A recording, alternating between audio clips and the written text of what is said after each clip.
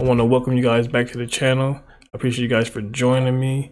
We got a good one. We're going to be looking at some spiritual TikToks that should awaken the soul. But before we get into this amazing video, I do want to ask you guys to subscribe, hit that notification bell so you're notified whenever we drop another amazing video like this one right here. Without further ado, let's get into it. We have a spiritual family and a physical family. And if you never learn the difference, you might be stuck repeating the same life lessons over and over. Once you understand this language, you will be able to walk this world with a clear mind.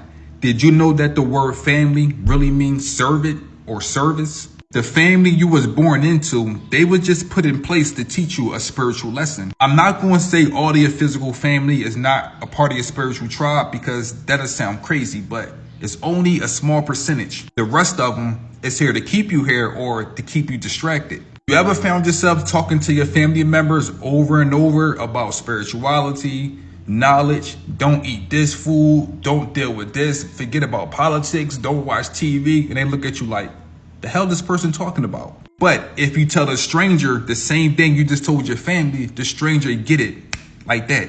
Why is this? That's because we are walking by our spiritual family every day, or I should say your spiritual tribe. But the Matrix got real slick because they understand when certain spirits is going to come back into this physical world. So they took pieces of our spiritual tribe and threw them all across the world. Let's say you was born in United States.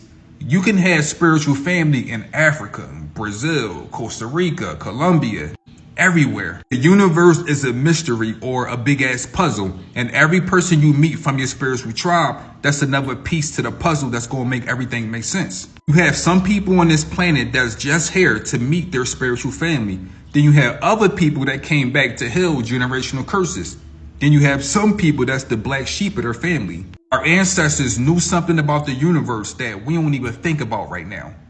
They knew that you had to meet your spiritual family in order to bring another spiritual person into this physical world or another child. You was only supposed to reproduce with a high vibrational person. But now we are having babies because people got money or the way they look or the way they smell. We forgot all about the spiritual system of reproducing and bringing in more star seeds. That's why I say your physical family is not really a spiritual family, because we are not following the laws of the universe no more. Only high vibrational people is supposed to be with high vibrational people. Low vibrational people supposed to be with low vibrational people. But now we have high vibration people having babies with low vibration people. Think about that. This shit don't even make sense. If you ever talk to a stranger and it felt like you just know this person, your spiritual family. If you ever get chills and goosebumps when you talk to a stranger, that's not a stranger. That's your spiritual family. If the hair on your body start to stand up, spiritual family. There's so many ways you can identify who is your real spiritual tribe. I can't give you all the secrets because we're on the internet, but if you want to know more, my ebook link is in my bio, 18 Steps to Ascend. It's a famous saying that goes like this: if you love somebody, let them go. And if they truly love you, they'll come back. And although that can be contradicting and backwards to somebody that's going through real hard trauma and heavy emotions, that's actually true. Because if you really, really, really love somebody, then you want the best for them, right? And sometimes the best for them is to not be with you. Sometimes the best for you is to not be with them. Especially when you're trying to unlock that crown chakra, you got to let go of all earthly attachments anyway. See, the greatest lesson I learned in life was to let go of all things that no longer serve me value. If it was meant to be, it'll come back. And when it comes back, it's going to be pure. Ashe, hit that follow button. 5 Sign Spirit is warning you of hidden enemies. You guys asked for it, so let's go. Part 3. 5 more signs. Spirit is warning you that you may have a hidden enemy. 1. In part 1, we already discussed how snakes are definitely a sign that Spirit is trying to warn you of a hidden enemy. If you didn't watch it, just go back. But there are a few other critters and animals that Spirit will send you just to warn you. If you dream that a dog is biting you or attacking you, you better watch your back. If your house is already clean and you're seeing random flies, again, you better watch your back. They're also known as monitoring spirits. It is basically a hidden enemy. If you find that birds, especially like crows, hawks, are like hawking at you, specifically to you, Spirit may be warning you of something that you need to know. 2. If you're having a conversation with someone that you already feel kind of suspect about, and then you lose your train of thought out of nowhere, Spirit is warning you to shut up. And it's probably because this person doesn't mean you no good. 3. If they gossip to you, they're going to gossip about you. Enough said. 4. Your intuition is telling you that something is off, and then you end up seeing 111 or 555 over and over again, even 101010. Spirit is warning you and wants you to move the hell on. Like, your lip starts jumping or vibrating, and then they call you right afterwards. It was talking. Ever wondered why your middle finger's considered swearing? There's a hidden element that they've hid from you called ether. 5 points on the body, 5 elements. 5 fingers, 5 elements. They demonized your middle finger because it's ether. But what exactly is the ether? Ether is like the blueprint to all physical creation. They covered up the ether by calling it dark matter. It's where all energy comes from and returns back to. Think of it as an eternal water of life feeding everything with energy. All of our consciousness is borrowed. All of our minds are individualized to manifest unique experiences from the ether. Yes, the ether can provide free 0-point energy, but that is not the biggest secret. The biggest secret about the ether is that our minds can manifest whatever we project into it into a reality. This is what the Matrix is showing you with these codes. And this scene in the Matrix is showing you the ether. You can change the codes to reality by changing your inner consciousness. The ether acts as a barrier from the imagination plane, astral, into the physical plane, material. Just look at the words that we use. Together. Ether. It connects the physical with the spiritual. You are on either side. Either. There's so much more that goes into this. Make sure to follow me. The Egyptian gods never existed. They symbolize the different body parts of your body. Anubis represents the tongue. He's a dog with the barking because the power of life and death is in the tongue. Falcon of Horus is the inner brainstem. Osiris, the god of death and the underworld. He represents the reptilian brain, hence why he's green and has reptiles next to him. The reptilian brain is when our consciousness exists in death because we don't think. Horus with the circle on his head represents the limbic system in the brain. Amun-Ra is the hippocampus in the brain. Ra is where we get RAM. Computer has a RAM for memory, and the hippocampus in the brain is all to do with memory. This is the Lamb of God. Thoth, the god of wisdom, the one who preserves the ancient wisdom. Ibis bird is the sternum, which is the chest, which contains the treasure, which is our soul, our heart. Our heart contains the sacred knowledge. Sternum protects the heart, the treasure. He preserves the wisdom. The Ankh is the portal into the physical world, the uterus. The Bible even tells you that animals are deeply symbolic. Job 12:7. Ask the beasts of the field and they will teach you, the birds of heaven and they will tell you. Because each animal represents a part of the human experience. Snakes represent the wave of energy. The Egyptians saw each body part had a specific role in the human experience. And these parts of our body are very sacred. If you want to learn more, then read the Book of Wisdom, Volume 2. We finna talk about mudras. Balance your body, get more into it. We finna connect to that prana, baby. Switch up your hand, cause we about to do it. This is Gaian. This help with spiritual knowledge. It helps with your memory. Now you can solve it. This right here is Buddy. Connect with your spiritual self, little buddy. Shuni is next. Get your awareness up, see who tryna press. This right here is that prana, baby. Open that life from within and it's crazy. Next we on the Diana. And no, I ain't talk about dirty Diana. This right here is that Surya. Helps with digestion, that fat in the burner. Next we talking upon her. Clean that negative energy out of your body. Hey, where you at, Janisha? Do this if that positive energy needed. Value this shit for diseases and pains. And if that abdominal drive you insane. My nigga, we talking about Rudra. Help with that clarity if needed soon. Share this video to who you think it can help. Leave a comment for part 2 right on the shelf. Share this video to who you think it can help. Leave a comment for part 2 right on the shelf. So the 2 videos before this one right here, I think it's amazing how these things inside of us look like these animals. Like, do you think that's not by coincidence? There's no coincidence, but I think that's a trip. But I got mine's. Volume 1. My wife got it, so I'm gonna be diving into this probably tomorrow. My wife already read it. She said it's really good. She liked it. So if you guys haven't got it, man, Book of Wisdom, Volume 1 and Volume 2, check it out.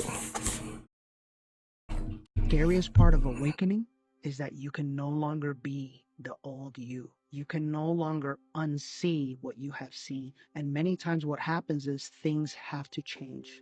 People in your relationships have to change. Your career and your work life has to change.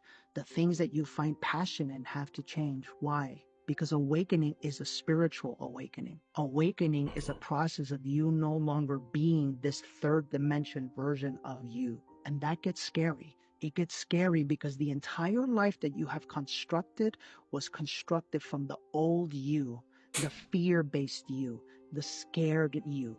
I'm here to encourage you if you're going through this right now and let you know that you have the courage within you to overcome any of the obstacles and challenges that you're facing when it comes to your awakening journey. And the more and more that you heal, the more and more that you release, and the more and more that you heal, and the more and more that you release the control of the mind and the ego, the more and more that you allow yourself to tap into your heart, your intuition, your true power.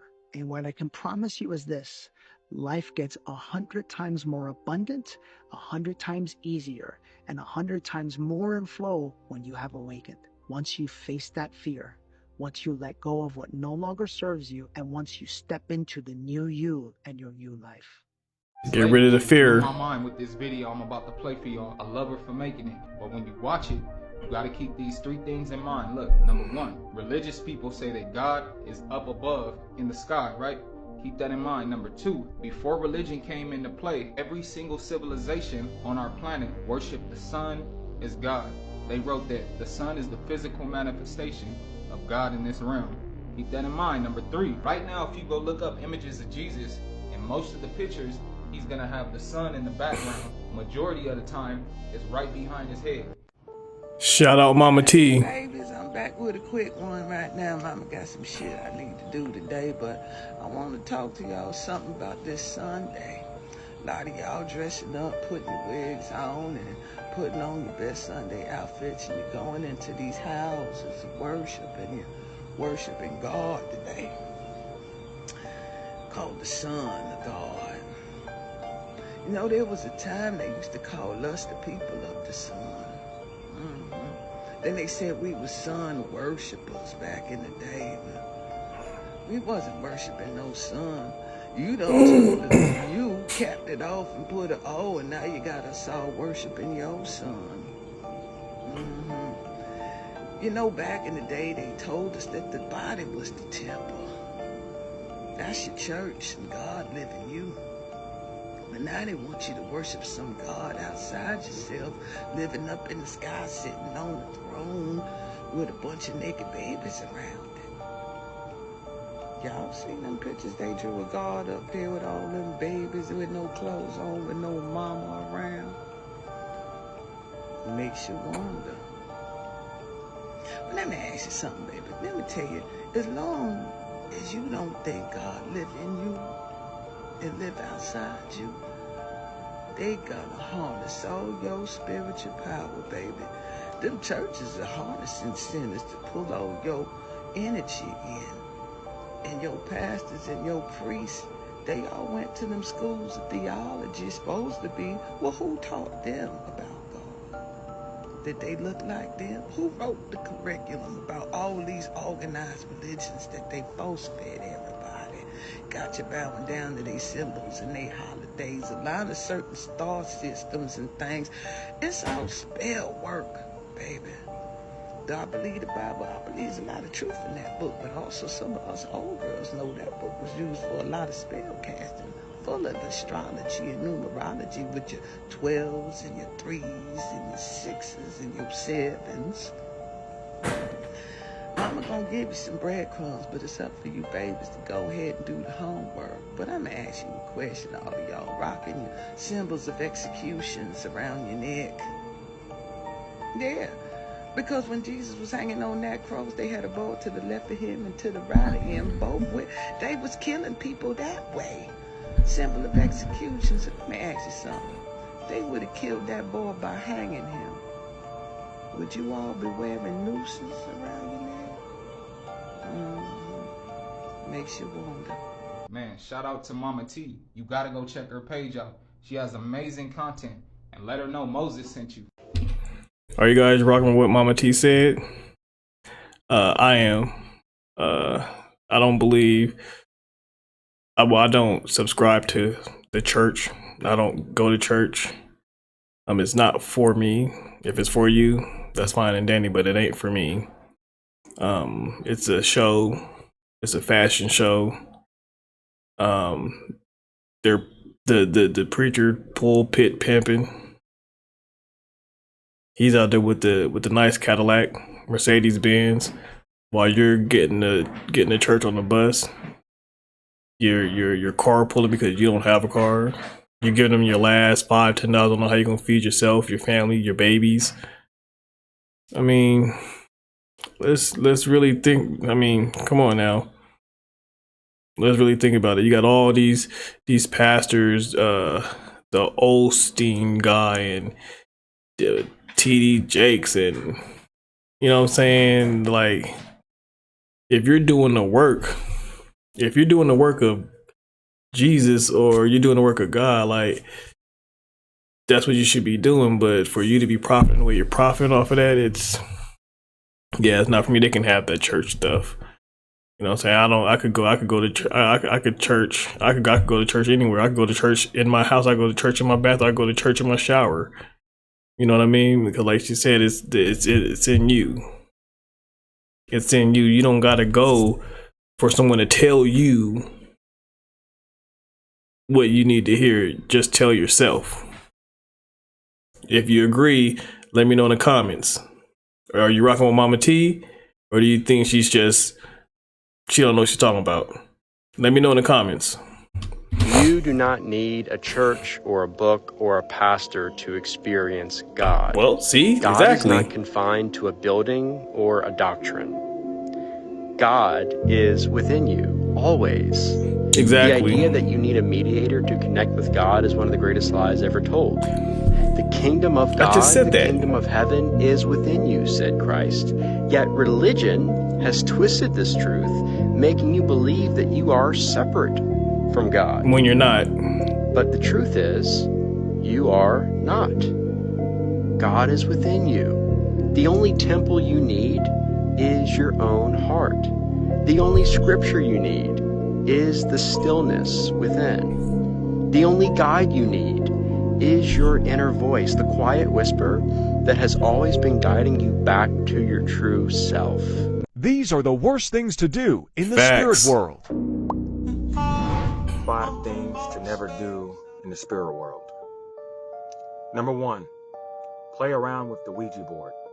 That's a no-no. You don't know what portal you're opening. You don't know what demons are going to come through. So just don't do it.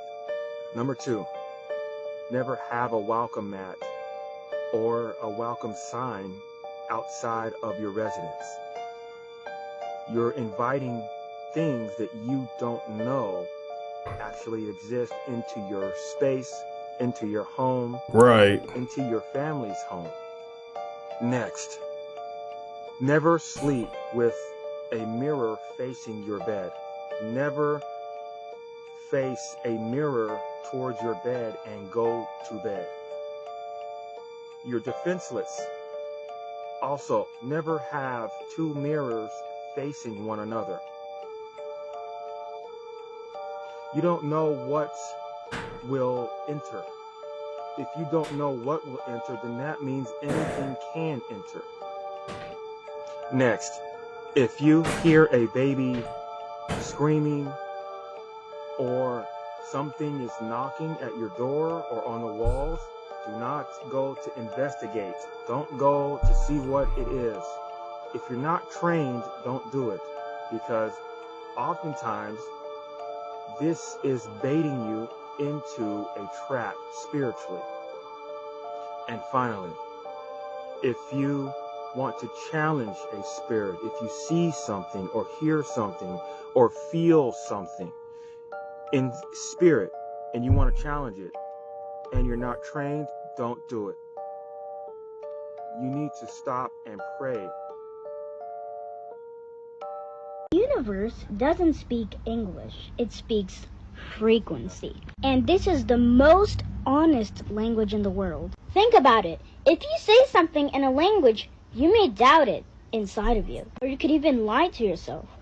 Frequency doesn't lie. If your thoughts, mind, and desires are not aligned, you may not reach that frequency. So God is an energy that He's used to create something. So you know souls, right? Yeah. Souls have the God energy in them. Okay.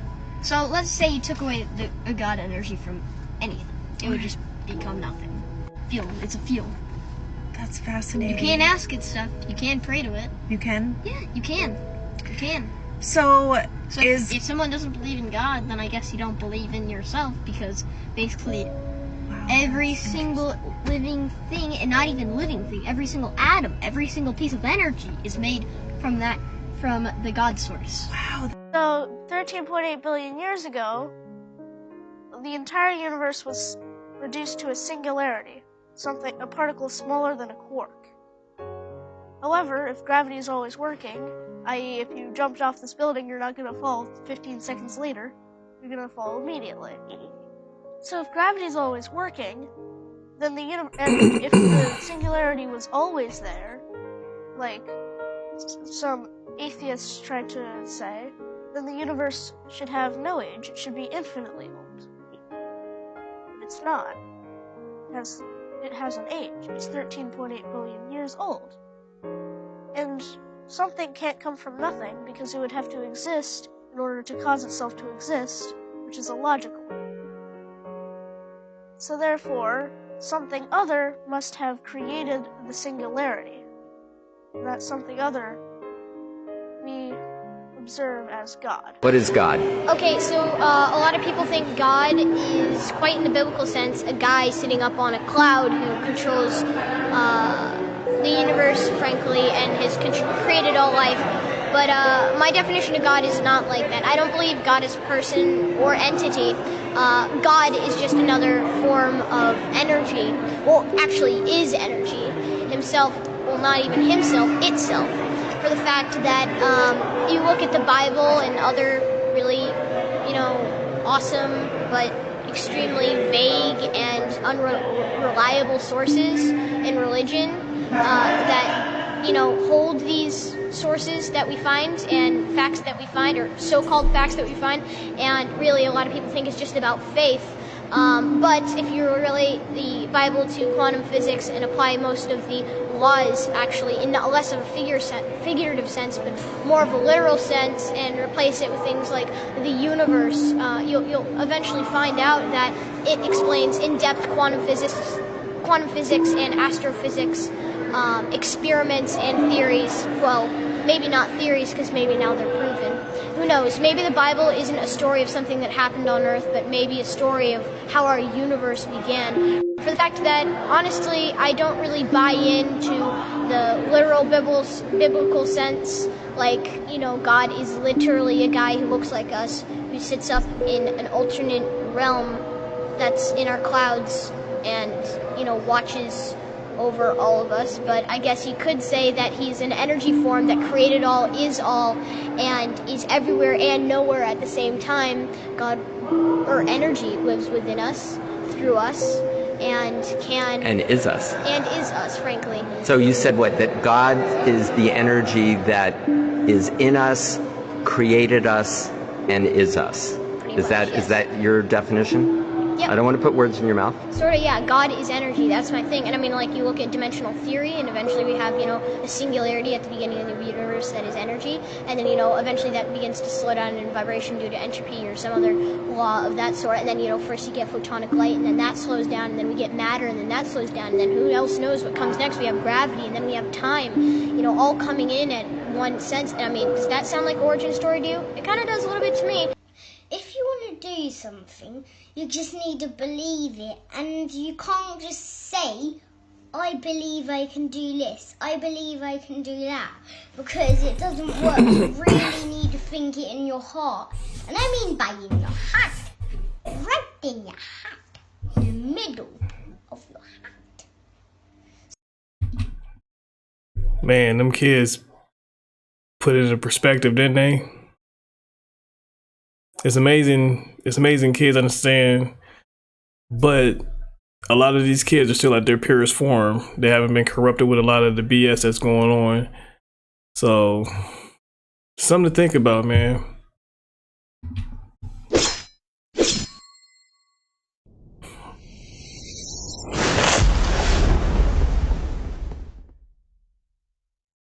A reflection of the love we spring from.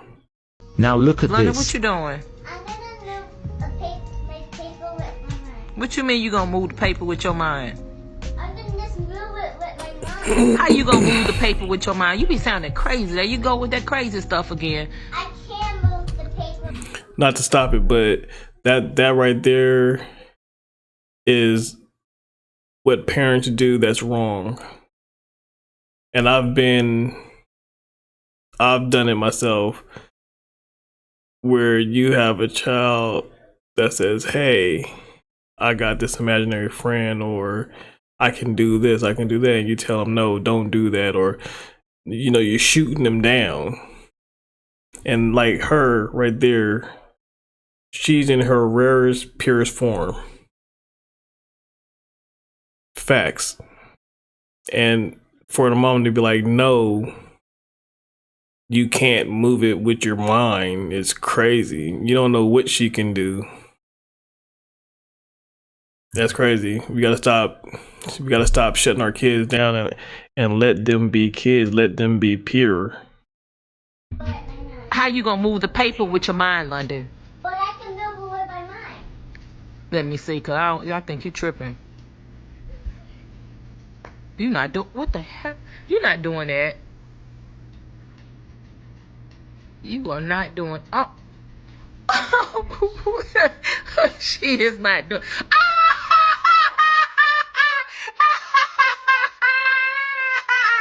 Oh my baby! Oh, that's scary. Oh no, no, I know. No, I can't do this. I can't do this. Look, and the mom told her, no, you can't do it. You can do anything you put your mind and your heart to. It's that simple. The way she just made it simple, it's pretty much that simple. I'm quite sure.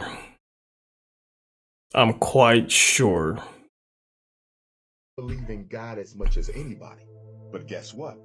My approach to supreme consciousness and spirituality is that the God I serve has already given me what I need to solve my problems. So there's no need to be looking outside of me now. I already have it. Exactly. The technology to solve my problems came with me when my mother pushed me out. You understand that? Yeah. So there's no need for me to be waiting on Jesus or Muhammad or anybody, because everything I needed to succeed on this planet was already It's right here. beside me when I arrived. Exactly. And that's the way we should approach Exactly. our problems. Waiting for external intervention is a recipe for disaster. Slavery, Frederick Douglass and others argued, slavery would have ended about 100 years sooner if black people stopped waiting on God to come and save them.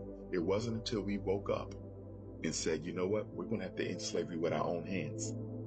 It would have ended sooner, but you had so many preachers who was telling black folks, revolution ain't the way. Wait on God.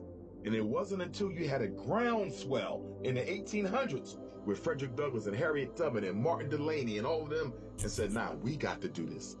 And that's when it broke.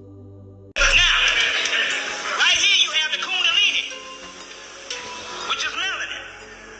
The Kundalini fire, which is the hell's fire, raises you up and pushes the spiritual in your chakra systems and opens them up and seals them. It pushes you up, and once it goes, it hits the black dot. So what raises you up is your Kundalini fire, which is in you, that's rising up based on you raising your vibratory rate.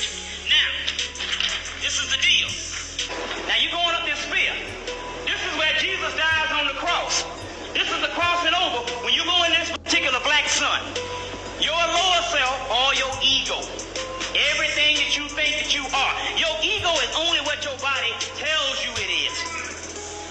That's the hologram. That's the illusion. So you get hung up on Bobby Hemmett in this light incarnation, but the real thing is something on the inside, which is the black sun, which is the spiritual sun inside of you. So you get hung up on this particular ego and all of this and all your little life and all your little children and all the little pathetic things, which is an illusion. It doesn't exist. The only thing that exists is the spirit and the entity on the inside. It's no more than what the Bible been, what the preachers been preaching to you, but they don't understand the real deal concept, most of them. And they telling you to go to heaven while they buying damn Cadillac and wouldn't break bread with a brother in the project to save their damn soul. And this particular demon devours the ego. That's your higher self. It only looks like a demon because your lower ego, the physical you, is looking at it. But it's looking at the spiritual self. Jacob wrestled with the angel. He was only wrestling with his alter ego, the dark side. It's called a double side. The double self. You got a double soul. You got the soul that you know here, which is the doggone lower half, functioning off these two false eyes. Because your third eye, your spiritual eye, your first eye is shut down. Then you have another soul.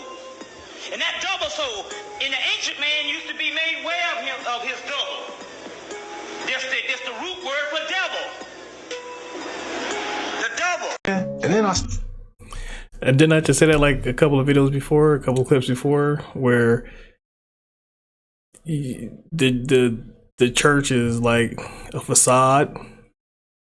Like you go there and the preacher, like he says, put up in a Cadillac or a Mercedes Benz or whatever fancy car they got, while you're again catching the bus or carpooling because you don't have a car, just to go give your last dollar, $10,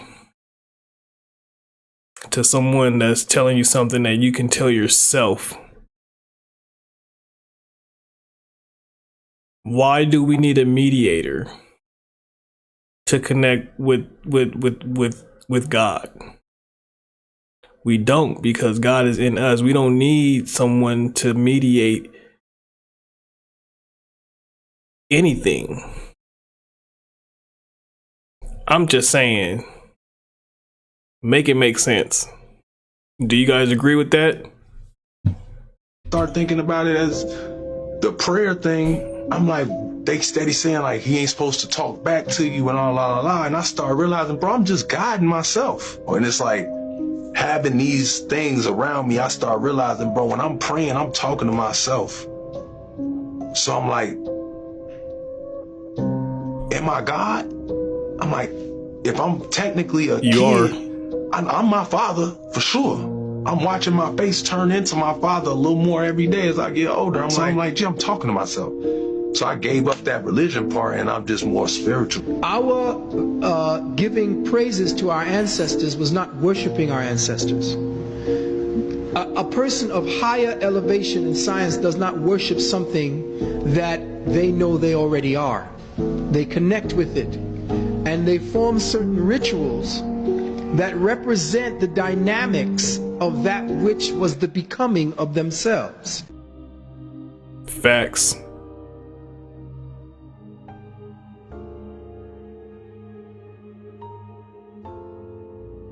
Man, we got some heat, huh? That's why they say when you be happy for somebody else, good things happen to The you. videos is on point. Yeah, because it's a high vibration. If you genuinely happy for somebody else, what vibration are you creating? A high vibration of happiness. See, it don't matter how you create the vibration. Anytime you're in that vibration of high energy, you can't do nothing but manifest high energy shit. It's when you're in low energy that you manifest low energy shit. See, so if you really, this is why people motivation should motivate you. You should use people's situation as motivation. You see? Realize, like, that's my reflection. So if you speak good of me, good will be spoken of you because I am your reflection. Facts. There's no separation. We don't think like that no more though. The master separated us. Our oppressor did that. He made you think that I'm separate from you.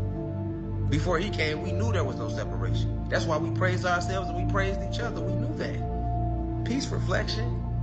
Hi, beautiful supreme beings out there. Peace, reflection. I see you shining. See what I'm saying? Reflection, literally reflection. That's not just a word. Reflect. We reflect each other's energy. You know, the crazy thing, we don't praise each other enough nowadays. I think if we did, we'd be in a different place. We'd be in a different space. The government is lying to you and to your ancestors to take advantage. But did you realize that your church was likely in on it? You know, the one that sends a portion of your tithes back to corporate headquarters that's located elsewhere? I'm about to use this book from 1981 to show you. So check out part 1 if you haven't seen it yet, where I go over this. But this book is from 1981 called The Bible is History and has some interesting maps in it. Let me show you. So this is the map from part 1. If you haven't seen it, check it out. But basically, when I laid the ancient Nile River over the current Mississippi River, they fit perfectly, as though they were mapping the same places. Now the book is called The Bible is History, and it's from 1981. Let's take a look. As you'll see here, this is the map shown on the opening page of the book. Notice Babylon, Nineveh, all sorts of places. Now let's see how this ancient map of the Holy Land fits over America. Now what I did is overlaid the map from the book onto North America, because this is the Holy Land. I wanted to point out these mountain ranges and other geographical features, like the ancient sea line, to show y'all how I overlaid this. Check out where the rivers are located and the southern border of modern-day Texas there. Look at how perfectly these features line up. See the ancient sea line there? Well, look where it is in the Gulf of Caribbean, right where it is on the map. And as we can tell from this map, the Nile extended into the Caribbean. And just to look at it again from the first video, this is the Mississippi River with the ancient waterways and current ones, overlain with the ancient Nile River. They fit like a glove. Both maps from the American South and down into Mexico.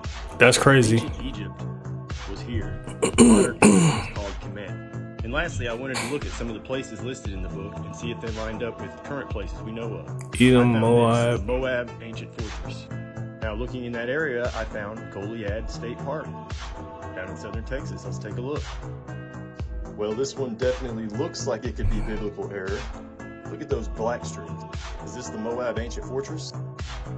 It could definitely fit the bill to be Moab Frontier Fortress. Is the biblical map showing us the layout of Texas?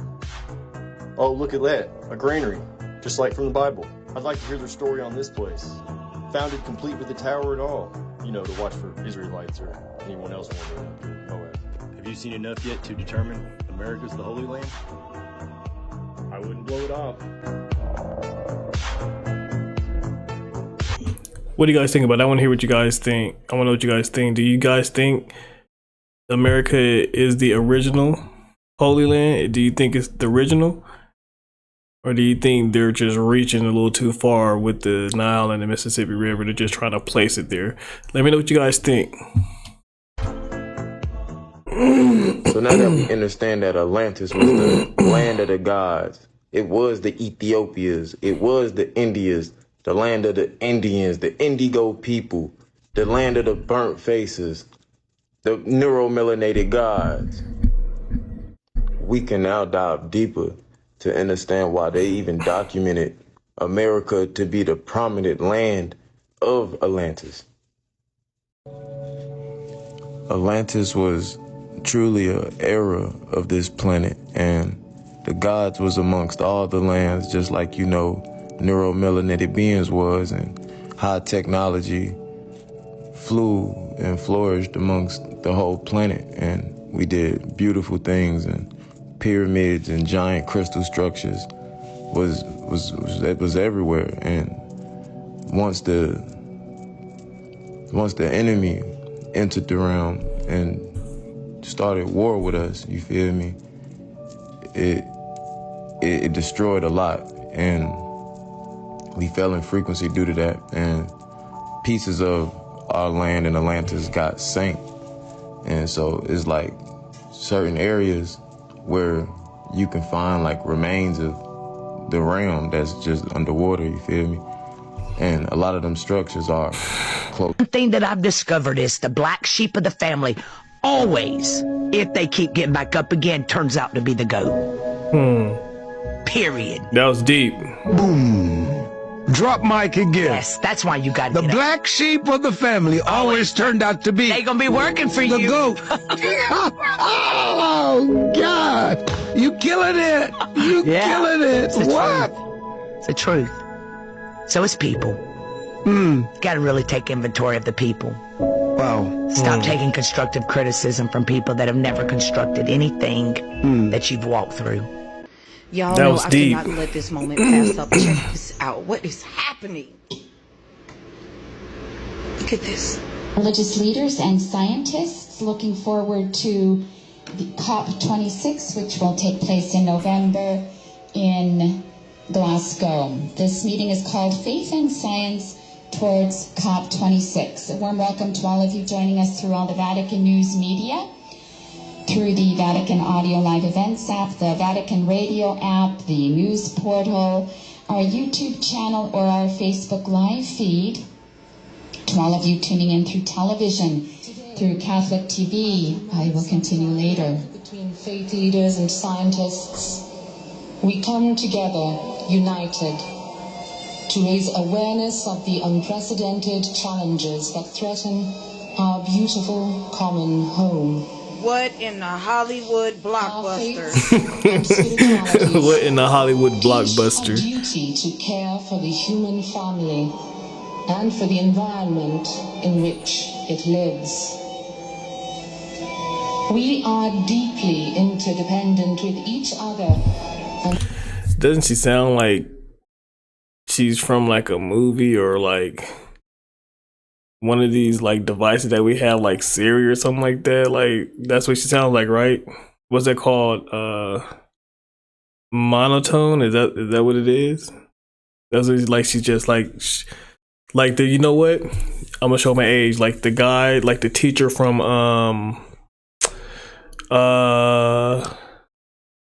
I don't know, it's Wonder Years.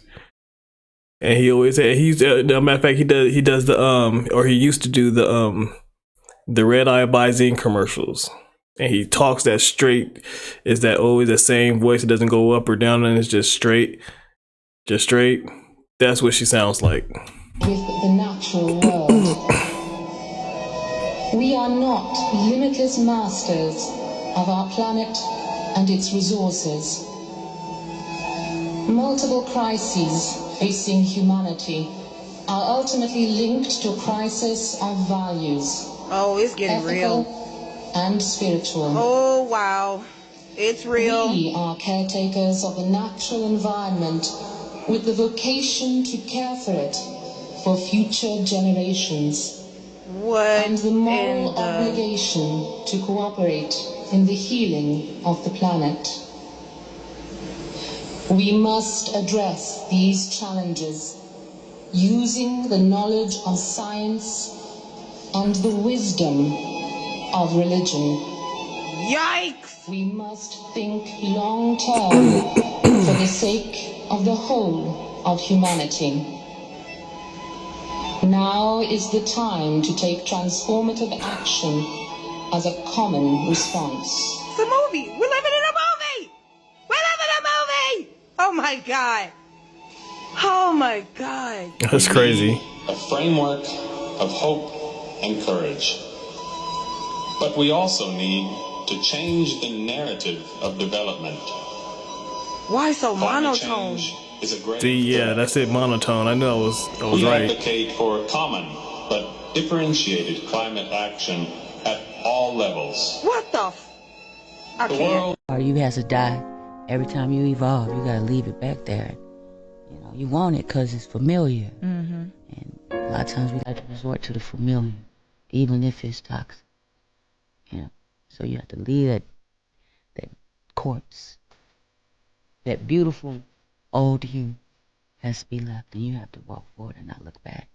That's the hardest part, not leaving the people, but it's leaving your old ways and you.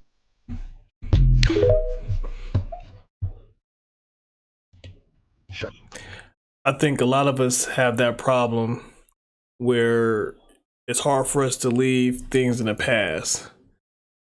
But we have to realize that we're molting, we're shedding. We're always evolving, we're always growing. And you don't have space or room to carry old luggage around. You got to get rid of it. It's just like when you spring cleaning the house, you're getting rid of stuff that you no longer need. Let me know what you guys think. Shut your mouth. Buying a house?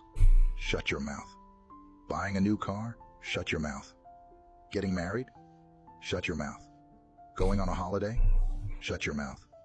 Going to do a course? Shut your mouth. Got promoted? Shut your mouth. 99% of the time, the reason that our dreams don't come true when they are supposed to is because we open our mouths too soon to the wrong people at the wrong time. We were wrong to share our successes with people who claim to be friends. Hmm. Remember, the envy and jealousy is enough for people to feed off and tear you down. Facts. So shut your mouth. Facts. The majority of your friends want to see you do well, but never better than them. And just remember, even family members have a hidden envy, but they can't stop what God has for you. Don't be an idiot. I suggest...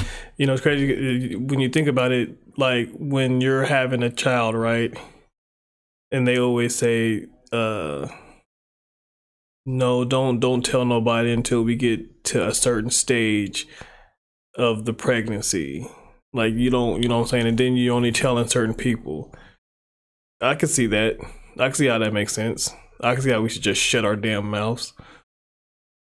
I can see that. Cause then you think you're telling somebody, oh, I'm about to go buy a house. And then they're putting in the energy like, oh man, how is he gonna go get a house right now? Or whoop de whoop. You know, but why not be happy? You know what I'm saying? Why not be happy? Because I could help you. You know, it might come a time where you might need my help. So what's the point in speaking evil and speaking bad about something that someone's doing good and trying to better themselves? Just because you're not there or you're not attempting to do that doesn't make that person that is doing that bad or better. He's just, or she's just on the path that is benefiting them in their situation that they have going on. That you get up in the morning and the first thing you do is you go to the mirror before you go to the bathroom or do anything. You know, when you're really at your most delightful, go to the mirror and say, I love you, and what can I do for you today to make you happy? And you may not get an answer for a while because that part of you doesn't trust you. But if you start doing that, you'll find a very good connection. A very healing thing to do is just a couple of times a day for a month or so is to look in a mirror in your own eyes and say, I love you. I really, really love you. And just let all those feelings come up and notice them. And if it's difficult for you to do that, notice that it's difficult for you to look in your own eyes and say, I love you. And ask yourself, now where did that nonsense come from? Remember, little tiny babies, when they're born, they absolutely adore themselves. And they're totally open, and they're full of love. They express themselves freely. They ask for what they want. They love their bodies from the top of the toe to the top of their head to the tip of their toes, because nobody's taught them guilt and shame. They know how wonderful they are. They haven't been corrupted. And then somewhere along the line, we get this idea that we're not good enough. And we start putting our tape measures around our waistline to tell us if we're acceptable. Or we read magazines that say we have to be a certain height or a certain weight before we're acceptable. Or we listen to the media that says we have to use a certain deodorant before we're acceptable. You know, it just doesn't make sense. We are absolutely divine, magnificent expressions of life, all of us. Did Muhammad Ali say, I am not the greatest? He said, I am the greatest. You claim your greatness. Yep. And your own genius. Yep. The day I became a star was when I realized everybody was. Don't let life fuck you up. It's yours. It's yours to drive. Get up in the morning, write down what you're going to do in a day. Be happy on your way to your job, even if you don't like it. You got to be happy on your way to happy. Don't think you're going to get there and be happy. You carry yourself with you. You can't run. I've tried to run. And I got money to run. But you meet yourself when you get there. You can't get away from it. You meet yourself when you get there, babies. You can't run. You can't get away from you. You gotta face you. Sometimes you gotta cut people off. That's what I was able to be my best, to cut people off that's not helping me get to where I'm going at, or even being a distraction, just negative people around. You need to cut them off. You know, you're gonna do whatever you gotta do for the people you love, but at the same time, if they not on the same page with you, like I don't want people just running with me no more. I want people pushing me. Facts. Make me better. Because our black woman, she's God. She's the creator of everything. In the beginning, it was just her. She went through a process called parthenogenesis, which is the ability for a female species to reproduce without a male counterpart. That's what our black goddesses did. These black and the so-called black and Latino women of today, which were not women but goddesses. You know, after she did that, she created the gods and told us to create everything else that you see. This was before it was time, a Bible, a planet, or anything. It was just us and the goddesses back home on Xylanthia. It wasn't even a Sirius A, B, or C then. It was just Sirius X in the beginning. There was no Sirius A. There was no Sirius B. There was no Sirius C. I'm taking you back to the source when it was just Sirius X, Xylanthia. Remember Xylanthia, because that's where you come from.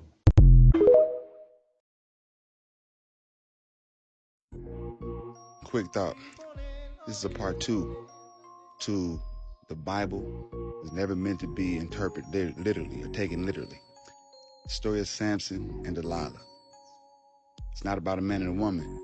Samson means sun, which is day and positive, and Delilah means night, which is night, negative. And Samson gave into the negative side of himself because night and day, good, positive, negative is in one body. That's feminine and masculine energy. So if you give into your lower nature, the night side of you, you're always going to lose your sight, right? That's what the story of Samson and Delilah was about. And certain people are never supposed to cut their hair because they're antenna. That's why Samson has 7 locks. 7 locks represented those 7 chakras lining our spine. We're supposed to meditate on, grow your hair out, stay in the sun, activate the positive side. Money is debt, school makes you stupid, half of what we call medicine is drugs, and half of what we call drugs is medicine. Religion makes you ignorant of true spirituality, possession is an idea, power is a concept, and we are all God. People that ain't supposed to be in your life hear you differently. They ain't supposed to hear you correctly. They ain't supposed to understand what you're saying. It's supposed to cause a misunderstanding and a disagreement because y'all are supposed to part ways. But the people who are meant to be in your life will hear you, and they gonna hear you loud and clear. Gonna damn near be able to finish your sentence for you. I love it when people are like, I don't believe in spirituality. Like, what the fuck are you talking about? This isn't a religion. This isn't something you believe in. It's like a radio station. Are you tuned in or are you tuned out? A spiritual awakening is the realization that you are not the voice in your head. You're the observer, the one who's aware of the voice. So nothing the voice in your head has ever said was you, nothing it will say will ever be you, nothing it's saying right now is you. And if this is a revelation to you, it means that your whole life you have mistaken the voice in your head as who you are. You thought it was you thinking in there, you talking in there, when the whole time you were actually the one listening and observing. If somebody's standing behind you and they're staring at you, you feel them staring at you, don't you? Yeah. Why? Feeling is conscious awareness of vibration. And when a person's staring, they're concentrating, they're sending such a powerful charge of energy at your brain, you start to feel it. You turn around, sure as hell, there's somebody there staring at you.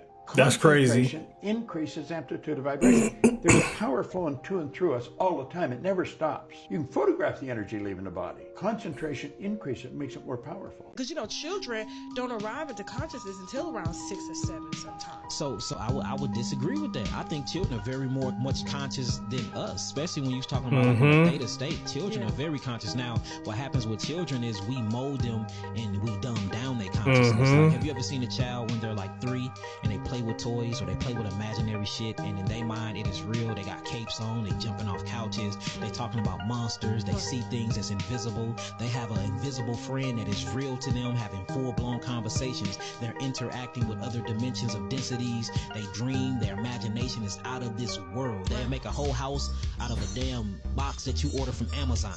then we constantly tell them no. We tell them don't jump or you will bust your head. We installing fear into them. We telling them what to watch. We turning on the TVs. We introducing them into these electronics, EMF frequencies like cell phones and tablets. We are dumbing down their consciousness, and I think the children are here to really teach us on how to be free, but we can be free thinkers to expand our consciousness. That's what I was saying when those kids was talking. Like we as parents, and I've done this before, but we as parents corrupt our kids by telling them no, that's not true. You can't do this. You can't do that. You shouldn't do this. You shouldn't do that. They're kids, and they're at their rarest, purest form, and they're more in tune than we are. If you ask me, you can learn a lot from a kid, from a child. I'm not gonna say kid, but you can learn a lot from a child while they're in that stage, because they're super duper pure. There's no corruption in them. There's no BS in them of the world until we start putting it in them.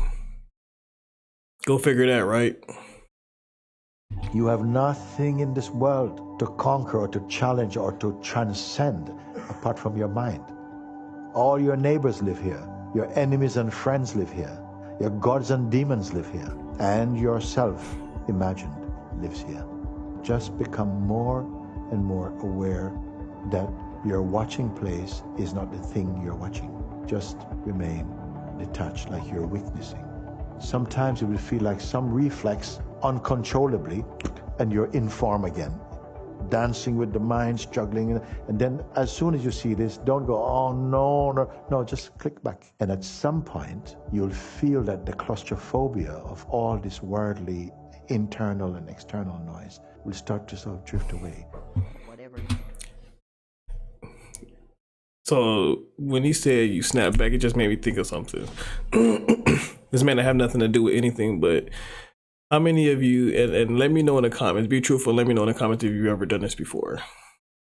Have you ever say, I'm gonna use driving as an example because it happens to me while I'm driving. Have you ever been driving, and this happened to me more than once, have you ever been driving and you know you're driving, you're pressing the gas, pressing the brake, stopping at red lights, but you don't feel like, well, let me rephrase that.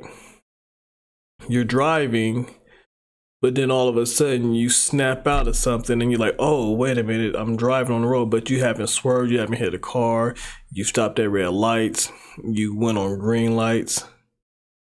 How many of you have done that? I do this more than enough. I could just be driving, and then next thing you know, it's like, it's almost like a daze, but not a daze. Like I feel like I know I'm there driving, but I don't feel like I'm there driving until I snap back out and be like, oh, I'm supposed to be paying attention.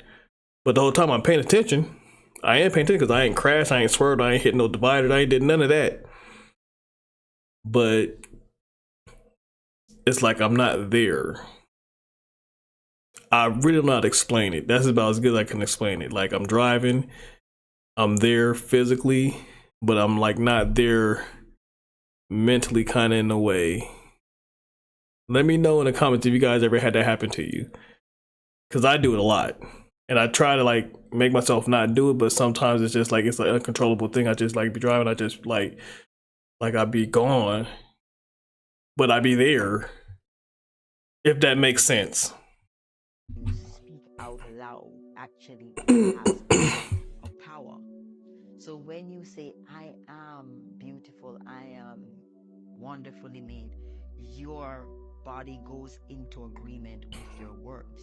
Another thing that I want to emphasize is that your throat chakra is the bridge between your heart, your third eye.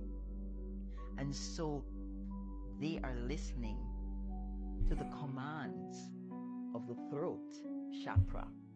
And so we have to be mindful that when we use our throat chakra, it is a reflection of what is going on in our heart chakra and what we can see.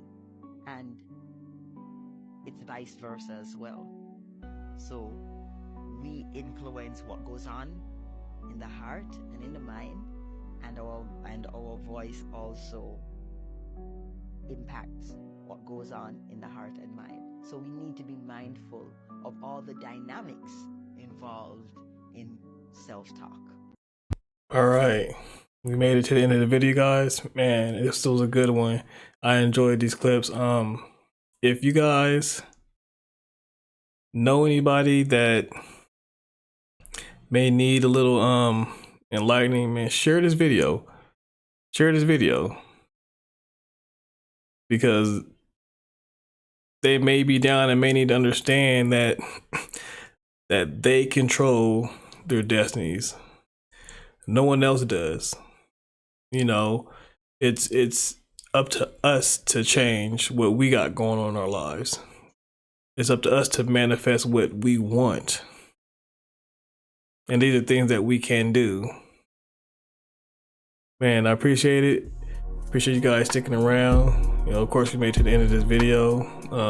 Make sure you guys subscribe, like, comment, hit that notification bell so you're notified when I drop another amazing video like this. And until the next time, peace.